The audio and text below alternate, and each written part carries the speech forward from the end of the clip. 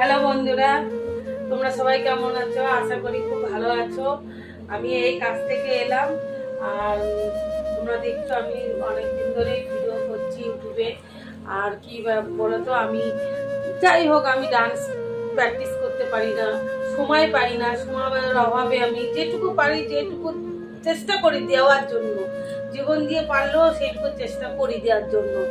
আর অনেকেই লেখো যে আমি যাই রান্নাঘরে যাই, কাজ করি, এসব করতে হবে না, আমার দ্বারা এইসব হবে না। হ্যাঁ, অনেকেই অনেক কিছু বলো তোমরা। আমি সেটাও শুনি যে আমার ভিডিও ভালো হয় না, খারাপ হয়। আমি 2 বছর ধরে চেষ্টা করে যাচ্ছি ভিডিও করার জন্য। আর অনেক চেষ্টা করে আমি আজকে এই জায়গাটায় এসেছি। আজকে তোমার তো বললে বিশ্বাস করবে না, এই যে ঘরটা দেখো না, এত সুন্দর ঘরটায় আমি ভিডিও করি। এই ঘরটা আমার ভাড়া ঘর নেওয়া।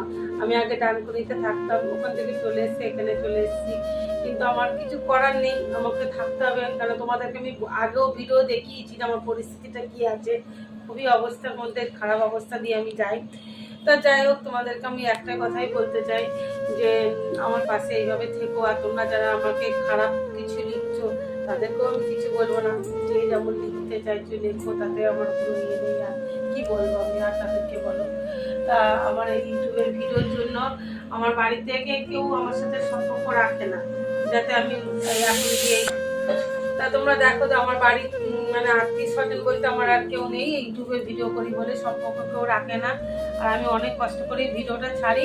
তোমরা আমার পাশে থেকো এইভাবে, আর আমার সাপোর্টে থেকো। তোমাদের কাছে আমার অনেক আশা। আর আমি স্বপ্ন দেখি আমি একদিন বড় ইউটিউবার হব। আর তোমরা আমার সাপোর্ট করতে থেকো।